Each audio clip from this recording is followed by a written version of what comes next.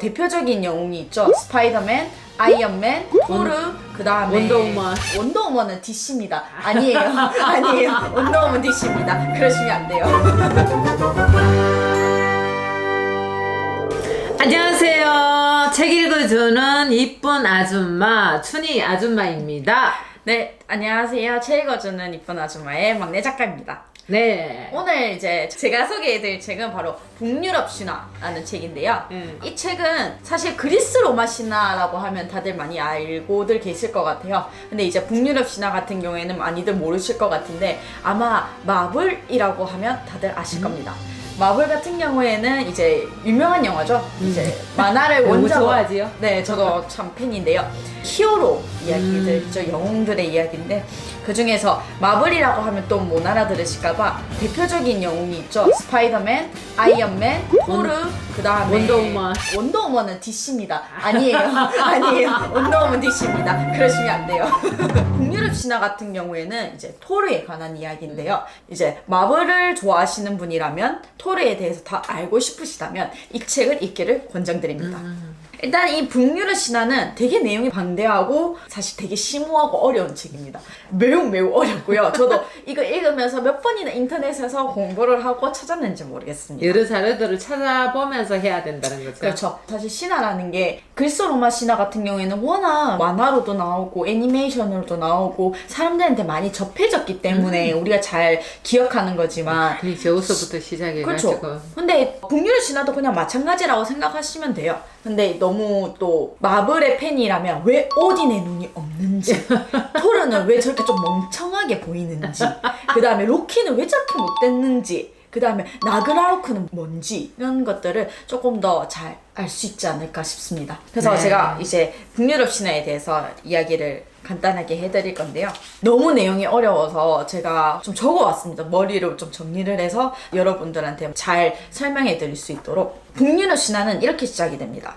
세상이 시작되기 전에는 아무것도 없었습니다. 땅도 하늘도 별도 달도 없고 존재하는 것이라고는 형체도 모양도 없는 안개 세상과 언제나 활활 불타오르는 불의 세상뿐이었죠. 북쪽에는 흐베르겔미르라는 불글거리며 소용돌이치는 하나의 샘이 있었습니다. 여기에 샘에는 독액이 흘러넘치는 11개의 강이 존재하는데요. 이곳을 니플헤임이라고 불렀습니다. 말도 어렵죠? 정말 이거 외우느라 정말 고생했습니다. 이곳은 암흑의 땅이라고도 불리는데요. 이곳은 되게 얼어붙은 듯이 춥고 모든 것을 가리는 탁한 안개가 무겁게 드리워져 있습니다. 그 반대편에 있는 남쪽에는 불의 뜻을 가진 무스펠이라는 곳이 있습니다. 무스펠은 어두운 잿빛을 가진 니플헤임과 달리 환하게 밝았고 녹은 용암이 흘러내리고 있었습니다. 이곳에는 대장장이가 피운 불길이 뜨겁게 타오르는 열기로 인해 모든 게 줄줄 녹아 흐르기 때문에 단단한 지면이었고 하늘도 없습니다. 이곳의 불길 가장 자리에는 신들보다 먼저 존재한 수르트라는 존재가 있습니다. 이 존재는 세상의 종말이라고 부르는 라그나로크가 도래해야만 비로소 움직이고 그 수르트는 자신의 불타는 칼을 휘두르면서 온 세상을 불태우고 신들을 차례차례 그의 앞에 쓰러뜨릴 예정이라고 합니다. 막강하네요. 그렇죠. 이 두 공간 사이에는 아무것도 없는 공간이 있습니다. 이 공간은 이제 오랜 시간이 흘러서 생명이 살 수 있는 공간이 생기기 시작합니다.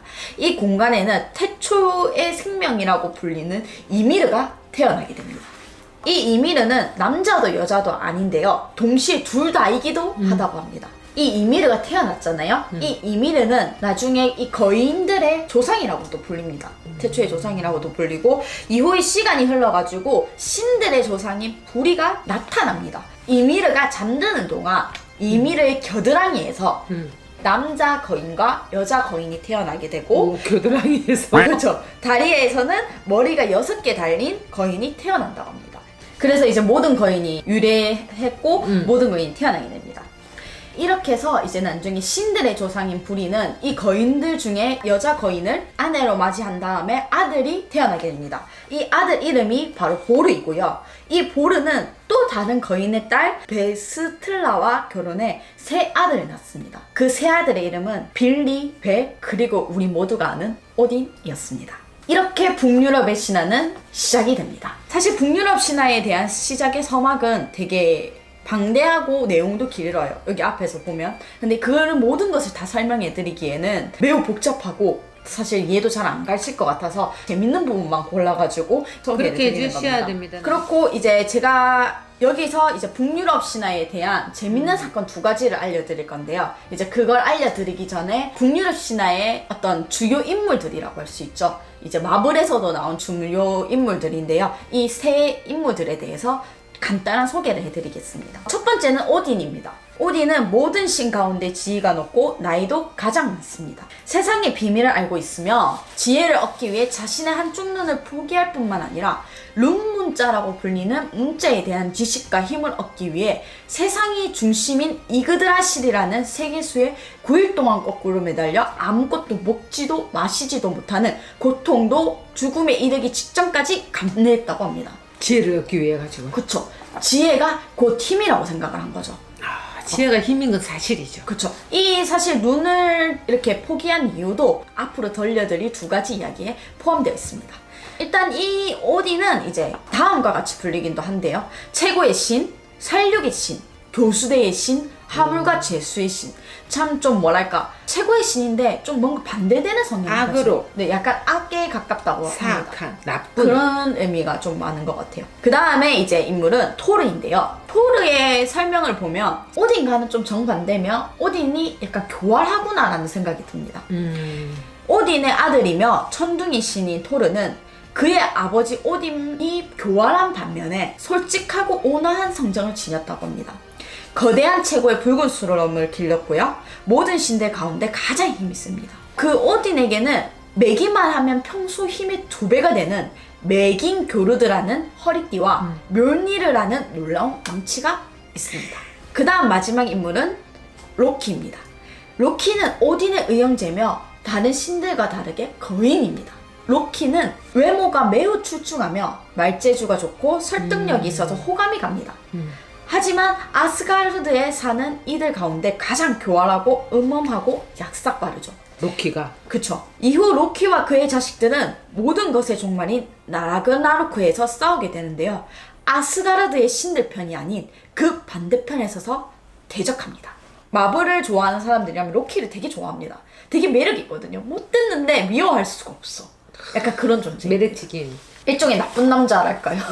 여자들이 나쁜 남자 좋아하지. 네, 그런 이야기가 있습니다. 이제 북유럽 신화를 들어가기 전에 이 한 가지를 먼저 알고 있어야 됩니다. 북유럽 신화에는 9개의 세상이 존재합니다. 아스가르드, 에시르 신들의 거처이고 오딘이 자기 집으로 사는 곳입니다. 두 번째, 알프헤임, 빛의 요정들이 사는 곳이고요. 니다벨리르, 난쟁이들이 사는 곳입니다. 미드가르드는 우리 인간들이 사는 곳이고요. 요투네임은 거인들이 사는 곳입니다. 바나헤임은 에시르 신들, 그러니까 아스가르드의 신과 다르게 또 바니르 신들도 있거든요. 다른 신족인데요. 바니르 신들은 아스가르드에 사는 에시르 신들과 평화 조약을 맺고 공존을 해가며 살아갑니다. 그 다음에 니플레임. 니플레임은 제가 처음에 뭐라고 설명해드렸죠? 니플레임. 기억이 어딘가. 기억이 어딘가. 이렇게 써도 기억이 안 나죠.